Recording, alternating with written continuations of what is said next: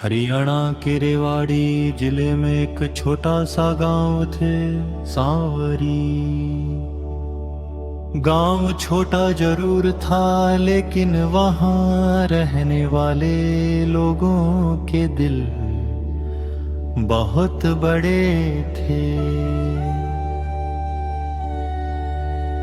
उसी गांव में संदीप नाम का एक गरीब लेकिन मेहनती युवक अपनी पत्नी मंजू और दो बच्चों हर्ष और राघव के साथ रहता था। संदीप सुबह सूरज निकलने से पहले ही काम पर निकल जाता। कभी ईंट ढोता, कभी खेतों में मजदूरी करता, तो कभी ट्रैक्टर पर सामान चढ़ाने का काम। दिन भर की कड़ी मेहनत के बाद भी घर में मुश्किल से 2 वक्त की रोटी बन पाती थी। उसका बड़ा भाई महेश गांव में अच्छा खासा ठेकेदारी का काम करता था। संदीप उसी के पास मजदूरी करता, लेकिन महेश कभी उसे पूरा मेहनताना नहीं देता था। वो अक्सर कहता, अरे संदीप, तू मेरा छोटा भाई है, बाहर वाले मजदूरों जैसा हिसाब मत किया कर। संदीप चुप रह जाता। उसे अपने बच्चों का चेहरा याद आ जाता और वह अपमान सहकर भी काम करता रहता। लेकिन उसकी पत्नी मंजू का विश्वास कभी नहीं टूटा। मंजू रोज सुबह स्नान करके घर के छोटे से मंदिर में लड्डू गोपाल को स्नान कराती, नए वस्त्र पहनाती, तुलसी दल चढ़ाती और प्रेम से भोग लगाती। वो हमेशा कहती, सुनो जी, भगवान देर जरूर करते हैं लेकिन अंधेर कभी नहीं करते। संदीप हल्की मुस्कान दे देता, लेकिन अंदर से वो टूट चुका था। एक दिन की बात है, बरसात का मौसम था।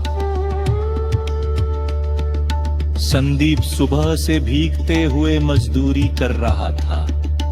शाम को जब वो घर लौटा तो उसे तेज बुखार हो गया। शरीर कांप रहा था।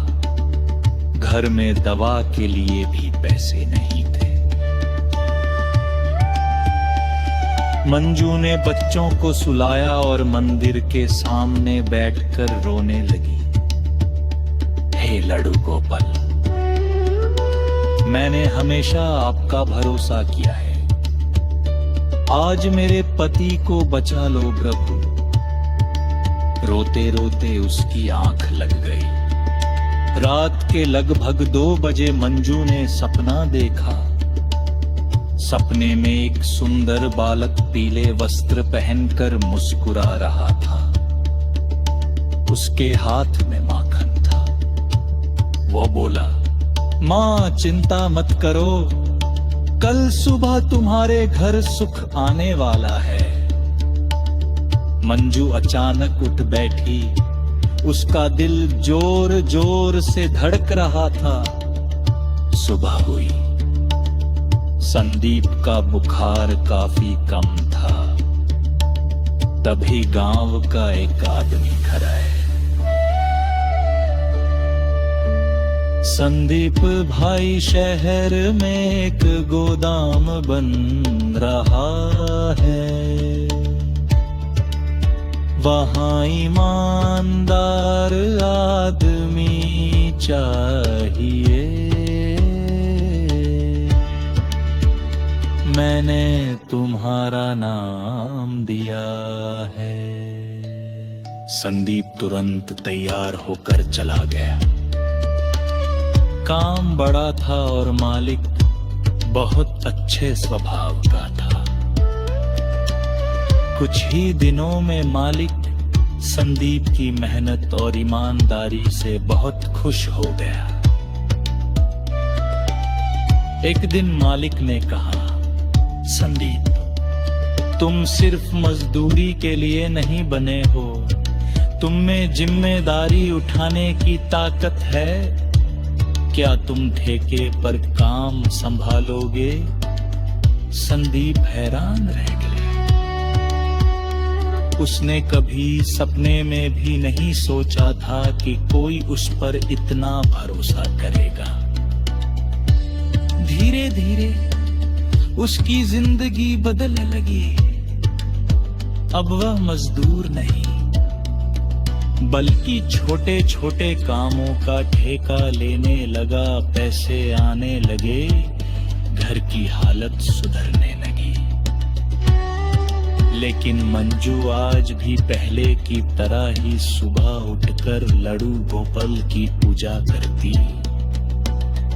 ये सब हमारी मेहनत नहीं, ठाकुर जी की कृपा है। कुछ महीनों बाद जन्माष्टमी आई। मंजू ने घर को फूलों से सजाया। छोटे से मंदिर में झूला सजाया गया। हर्ष और राघव खुशी से नाच रहे थे। रात को भजन चल रहे थे। तभी संदीप की आंखों से आंसू निकल पड़े। मंजू ने पूछा, क्या हुआ? संदीप बोला, मुझे याद है वो दिन जब हमारे घर में आटा तक नहीं था, और आज देखो सब कुछ है।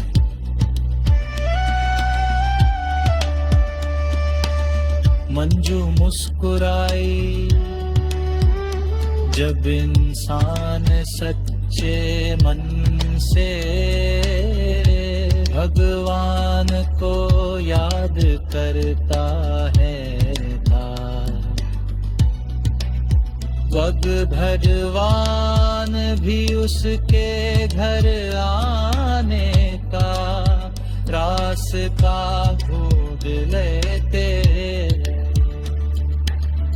उसी समय गांव के कुछ लोग वहां आए।